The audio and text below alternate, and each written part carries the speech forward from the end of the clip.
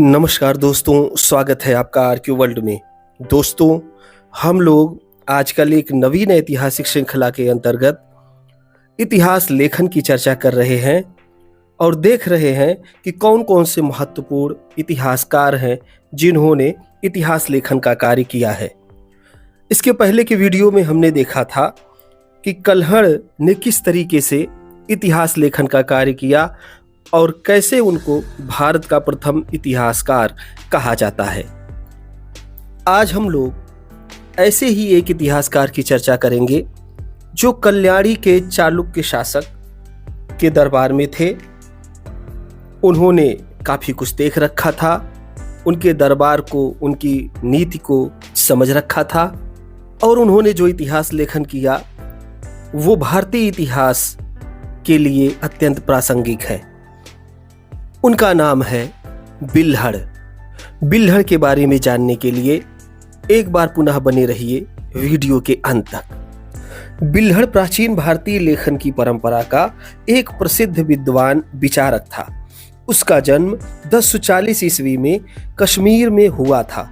उसने कई स्थानों का भ्रमण किया था और खोनामुख नामक स्थान पर अपने परिवार सहित निवास करने लगा था।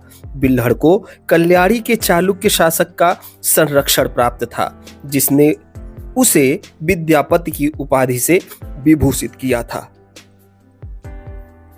बिल्हड़ ने कर्ण सुंदरी नामक एक नाटक लिखा था, जिसमें उसने अनिलवाड़ गुजरात के शासक करण देव प्रथम के विवाह का विस्तृत वर्णन प्रस्तुत किया है।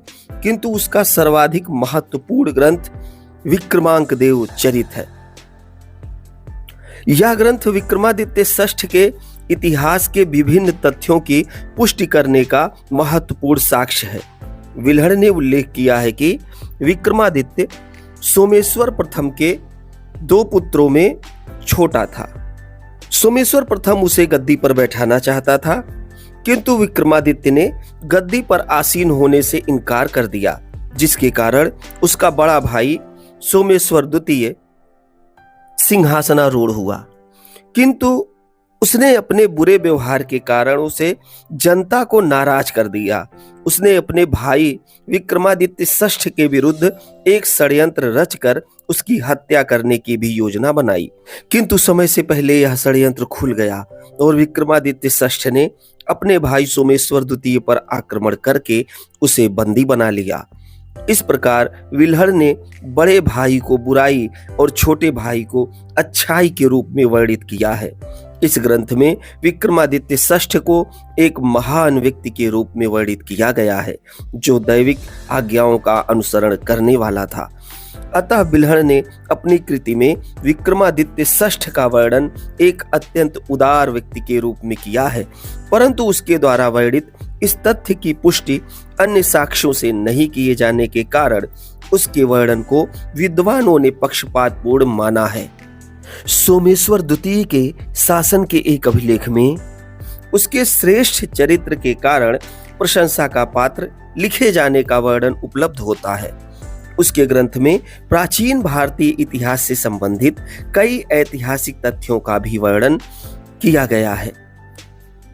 18 सर्गों में रचित अपने इस ग्रंथ में बिल्हड़ ने राजा विक्रमादित्य के चरित्र को प्रस्तुत करने के लिए लाक्षणिक प्रयोगों एवं प्रतीकों को माध्यम बनाया है। इतिहास लेखन की दृष्टि से बिल्हड़ की कृति चालुक्य शासक के जीवन के प्रति एक महान योगदान है।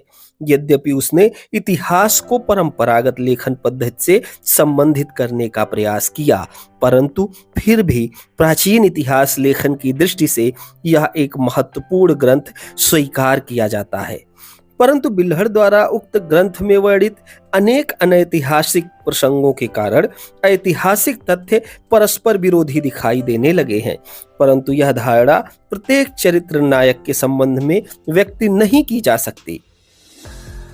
बिल्हड़ की आलोचना इस दृष्टि से की गई है कि उसके द्वारा वर्णित इतिहास का उद्देश्य अपने शासक की त्रुटियों को छिपाना और अच्छाइयों को उजागर करना था। गुण दोष की समान विवेचना न करना एक महान ऐतिहासिक त्रुटि है।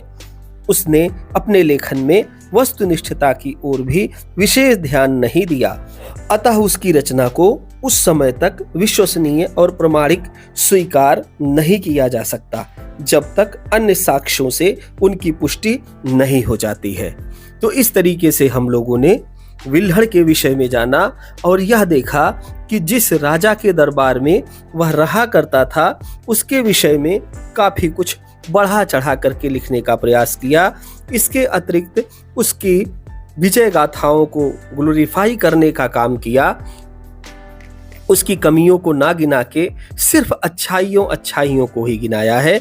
इसी कारण से अनेक इतिहासकार यह मानते हैं कि विल्हड़ के लेखन में बहुत कुछ पक्षपात सन्निहित है। आप लोग इस विषय में क्या सोचते हैं, मुझे कमेंट करके अवश्य बताएं। वीडियो में अंत तक बने रहने के लिए आप सभी लोगों का बहुत बहुत धन्यवाद।